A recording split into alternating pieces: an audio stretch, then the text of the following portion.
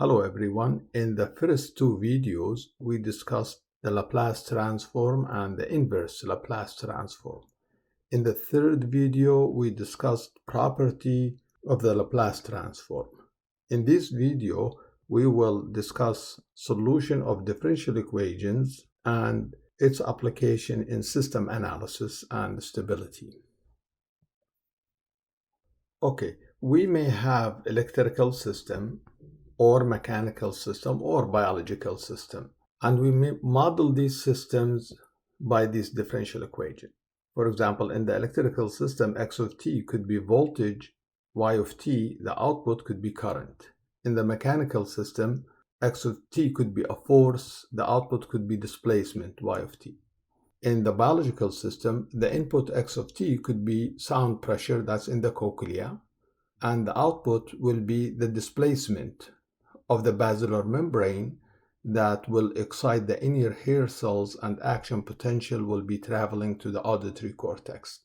And the parameters here are inductors, resistor, capacitor. Here it will be spring constant, dashpot, mass. Here it will be tissue, stiffness of the tectorial membrane, and elasticity, fluid inside the air, and also the stiffness and elasticity of the basilar membrane.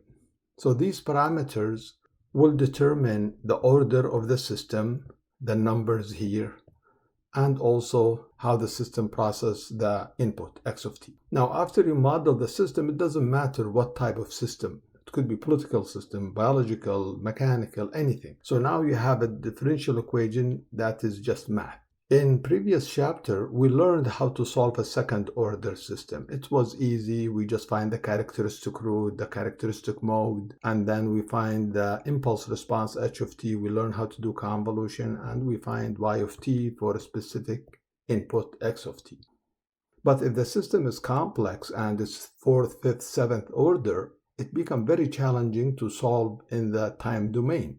So we will be using the Laplace domain, and it will transfer this differential equation from the time domain to a simple algebraic equation in the Laplace domain. Now, when we have this one, it is very easy to solve these algebraic equations, finding the output y of s for a specific input x of s. And this will be the zero state response. And this we will learn, those are initial condition, energy stored in the system from previous operation, and this output will be the zero input response. In this video, we will show the detail, how do we get from here to here, and then how do we solve this problem to find y of s and then y of t. Let's demonstrate this by taking this example. In this example, we have a system. It's a second order system, and the initial condition of the system is this one, and the input to the system is this exponential signal, and we need to find what is the output. And before we find this, let's find the following. A, find the transfer function h of s. B, the poles and zeros of the system, and C, finally, the output y of t. So the first step is to convert these from the time domain to the Laplace domain. And we will be using two properties. One is the time differentiation property that we learned in the previous video. So this d squared y of t, if I use the time differentiation property, will be s squared y of s minus the initial condition, and the Laplace of this one will be plus 5 s y of s, and the Laplace of this one is just 6y of s equal. Now the Laplace of this one is s x of s minus x here plus x of s. So all I did is the time differentiation property to go from time domain to the Laplace domain. Now, it is given that the input x of t is causal because of this u of t. So this is 0. There is no input before 0.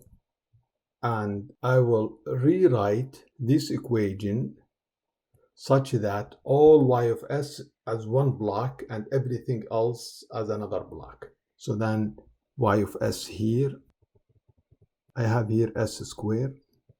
I have another y of s here, 5 times s, so that's plus 5s. And I have another one here, so that's plus 6. Now everything that doesn't have y of s, I will add them in one bracket, so that will be minus. I have this one, so that will be sy, and this one, and this times this, equal, here I will combine these two terms, s plus 1.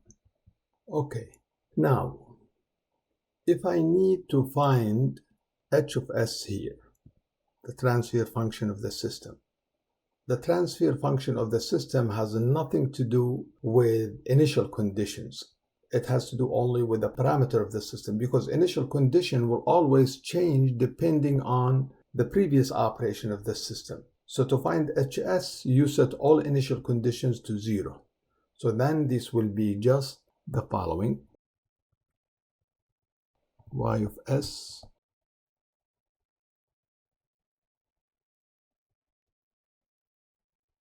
and this is the equations. Here to find h of s, set all initial conditions to 0. Now h of s equal y of s over x of s. So then this will be just s plus 1 divided by this term. And that's the transfer function of the system.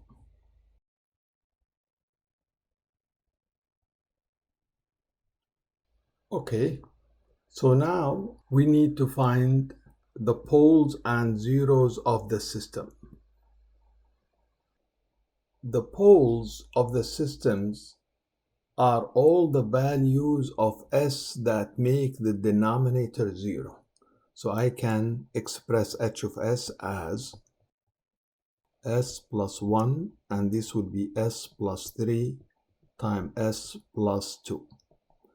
So the poles are all the value of s that make the denominator 0. So that will be poles. I have two of them. When s is minus 3, the denominator will be 0. So that's the first pole. The second pole, when s is minus 2, that will make the denominator 0. Now the zeros are the value of s that makes the numerator equal 0. So I have only one 0, and this will be minus 1. All right, so let's now do the following. Find the system's zero input response and zero state response. Zero input response, that means the system responds due to initial conditions. Zero state response means the system responds due to input. So I go back to this equation, and it will become the following. I will take these initial conditions to the right-hand side here. And in the left-hand side, I will have only y of s. So this will be y of s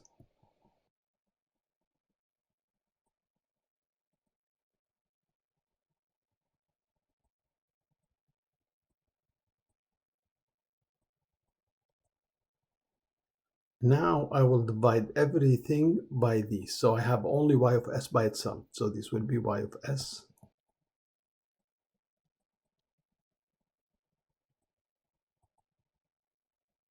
divided by s squared plus 5s plus 6 plus s plus 1 x of s divided by s squared plus 5s plus 6. Now this term here has only initial condition, no input. So that will be the zero input response. This term here has no initial input, it has only the input, x of s. So that will be the zero state response. Now I can plug in the value for the initial condition. So this initial condition, according to the problem, is 2. So that would be 2s plus. First derivative evaluated at t equals 0 is just 1, so that's plus 1 plus 5 times this is just again 2 s squared plus 5s plus 6 plus. Now x of s here is given to equal this. So to find x of s, I can use the table, and this will be just 1 over s plus 4. So this will be just 1 over s plus 4. So that's x of s here. Let's simplify this equation.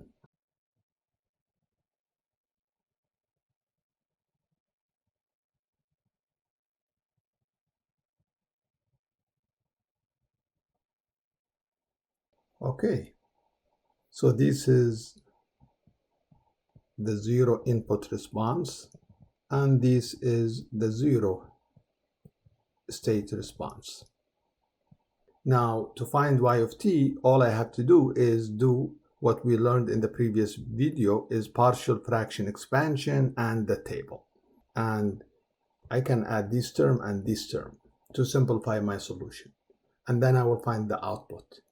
But here in this problem, they want the zero input response by itself and the zero state response by itself. So I'm going to keep these two separate when I solve for y of t. So if I do that, I can factor these out as s plus 3 times s plus 2. Then this will be a over s plus 3 plus b over s plus 2. So all I did is partial fraction expansion for this term. Let me write this in red. So for this one, it will be plus c over, again, this is factored out just like this, s plus 3 plus d over s plus 2 plus this term, e over s plus 4. Now I have to find a, b, c, d, a. And to find a and b, just like the previous video, to find a, I multiply this term by the denominator s plus 3 and set s to equal minus 3, and I will get a. To find b, I multiply again this term by s plus 2 and set s equal minus 2, and I will get b. And if I do this, then a will be minus 5 and b will be 7. Same thing here. If I want to find c and d and e, I multiply the whole term here by s plus 3 and set s to equal minus 3, and I will get c. And if I do that, I will get c to be 2. Same thing for d, it will be minus 0.5. And same thing for e, it will be minus 1.5. And now I can use the table to find the inverse Laplace transform of this one, and I will find it minus 5 e minus 3t u of t. I will write u of t at the end, plus 7 e minus 2t u of t. For these terms, I will get 2 e minus 3t minus 0.5 e minus 2t minus 1.5 e minus 4t u of t. This is zero input response, and this is zero state response. See, in the zero input response, you don't see the input, e minus 4t. You don't see it. In the zero states response, you see the impact of the input, which is e minus 4t, which is here. That was our input. So that's the solution. Now, if we don't care about separating the zero input response from the zero state response, then I can write the output y of t as follows. Add all exponent e minus 3 together, and that will be minus 3 e minus 3t. Add all component with e minus 2 together, and that will be plus 6.5 e minus 2t, and e minus 4 by itself minus 1.5 e minus 4t u of t. And usually we call these the transient response, because usually it depends on the characteristic mode. Those are the characteristic mode, and eventually they will die out. And these that depend on the input, you only see the input, is the forced response, and it will stay as long as the input is coming to the system. If you look here, when we found the poles, these in the time domain we used to call them the characteristic roots. Lambda 1 equal minus 3 and lambda 2 equal minus 2. Here in the Laplace domain we call them the poles of the system. And when you find y of t, you start seeing now the characteristic modes of the system, in addition to the input shape. Now, we said before, if we are not required to find the zero input response separately from the zero state response, and we are only interested in finding the output, y of t. And it's okay if they are combined together. Then it's easier if I add this term with this term. So I will do the partial fraction expansion once. And if you do this, then you will get the following. So unify the denominators by using this one. And now here it will be this term times this plus s plus 1. And this will be, now I can factor out this s plus 3 times s plus 2 times s plus 4. And if I multiply this one, I will get 2s squared plus 4s plus 45. And then I can do partial fraction expansion. A over s plus 3 plus b over s plus 2 plus c over s plus 4. When you find a, b, c, and then do the inverse Laplace transform, what you will get is the following. A will be minus 3 over s plus 3. B will be 6.5 s plus 2. And C will be minus 1.5 s plus 4. And then when you do the table to find the inverse Laplace transform, you will get this one.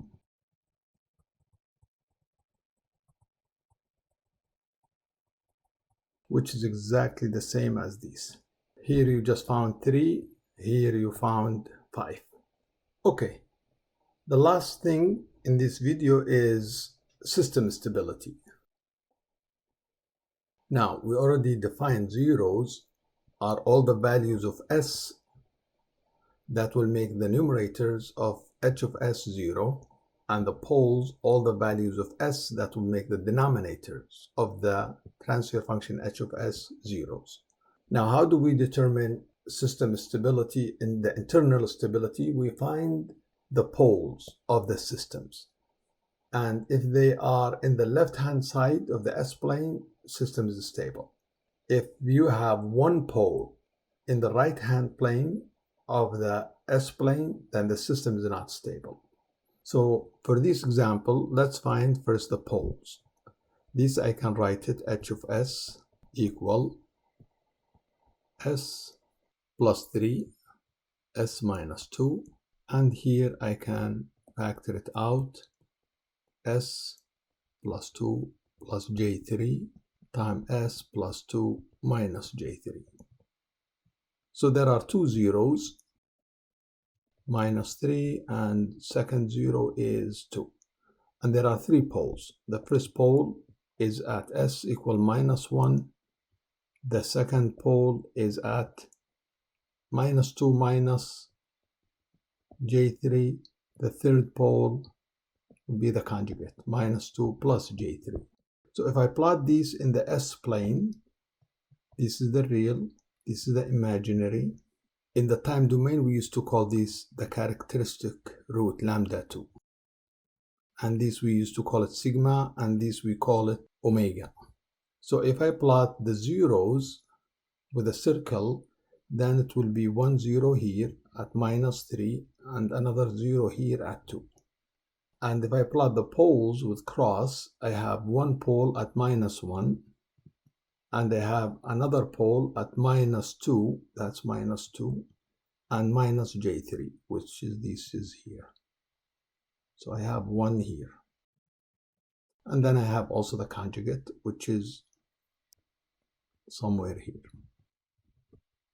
Since all the poles are in the left-hand plane, this one, this one, this one, in the left-hand plane, then the system is internally stable. Zeros, it's okay. If you have it on the right-hand plane or the left, zeros won't affect stability. And this is the same thing when we said lambda, the characteristic root, if they are in the left-hand plane, then the system is stable. Now, it will be unstable if any of these conditions is true. You have at least one pole or more in the right-hand plane unstable. Why? Remember, the characteristic mood will be E lambda t. That is a pole, so it will be E like if it was 3t. That will exponentially grow and break the system. So if you have a pole in the right-hand plane, then the system is unstable. Or if you have repeated poles in the imaginary axis, that means you may have one here and another one here, two of them, then that's unstable. Why? Because of this complex, you will get 2 cosine omega 0t, if that was like omega 0. And as t grow, this will go to infinity and the system will collapse. Now the system is marginally stable if you have only one pole in the imaginary axis. If you have only one, not two of them, like one here and one here, you have one here and one here, then it's marginally stable. Why? Because the system will just oscillate as long as the system is on. It will never go infinity or zero. Then we say it's marginally stable. Now, if I look at this system here, this is exactly the same as this system, except instead of s plus 1, I have here s minus 1. So that pole 1 will be at 1 instead of -1. So now this will be here in the right-hand plane. So this is unstable internally. Now, sometimes if you have h of s, let's say you have a system here that consists of two subsystems. And mathematically, I can find h of s. This will cancel here. Multiply this times this, you will get this cancel, and you get 1 over s plus 1. Then externally, you can say, oh, it has only one pole at -1 and the system is stable. Yes, externally, or we call it bound input, bound output stable. But internally, it's unstable. Why? Because this has a pole at 1. So the system here is unstable. So make sure when you have h of s, you don't cancel anything before you determine stability. All right, this ends this video, and thank you for watching. See you in the next video, which will be about frequency response.